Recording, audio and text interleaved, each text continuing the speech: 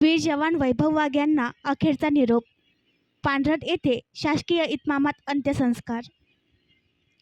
अहमदनगर जिल्ह्यातील अकोले तालुक्यातील सुगाव गावाजवळील प्रवरा नदीत बुडालेल्या तरुणांचा शोध घेण्यासाठी गेलेल्या एसडीआरएफ पथकाची बोट उलटली. या अपघातात एसडीआरएफ पथकातील 3 जवानांचा मृत्यू झाला होता.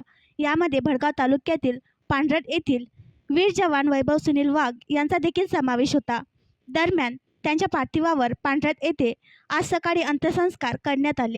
प्रवरा नदीत दुर्घटनेत शहीद झालेल्या जवानांचे पार्थिव धुळे येथील राज्य आपत्ती प्रतिसाद दलाच्या मुख्यालयात आणत त्यांना श्रद्धांजली अर्पण करण्यात आली. यानंतर शहीद जवानांचे पार्थिव त्यांच्या कुटुंबियाच्या ताब्यात देण्यात आले. दरम्यान पांढरट येथील वीर जवान वैभव वाघ यांचे पार्थिव सकाळी गावात दाखल झाले.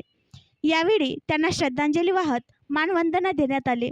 त्यानंतर त्यांच्या पार्थिवावर शासकीय इतमामात अंत्यसंस्कार करण्यात आले.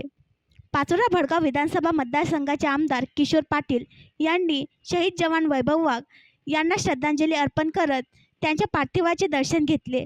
जळगाव जिल्हा पोलीस अधीक्षक डॉक्टर एम रेड्डी यांनी देखील शहीद जवानास श्रद्धांजली अर्पण केली. दरम्यान वीर जवान वैभव वाघ यांना अखेरचा निरोप देण्यासाठी ग्रामस्थांसह परिसरातील नागरिक मोठ्या संख्येने उपस्थित होते. अहमदनगरमधील प्रवरा नदीत 2 जण बुडाले होते.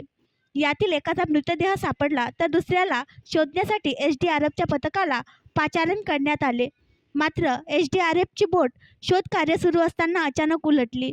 या बोटीत पथकातील 4 जणांसह एक स्थानिक नागरिक बुडाला. या दुर्घटनेत 3 जवान शहीद झाले आहेत. यामध्ये भडगाव तालुक्यातील पांढरट येथील वीर जवान वैभव वाघ यांचा समावेश होता. आणखी नवीन व्हिडिओ पाहण्यासाठी आमच्या देशमुख एक्सप्रेस न्यूज चॅनलला सबस्क्राईब करा, लाईक करा आणि शेअर करा.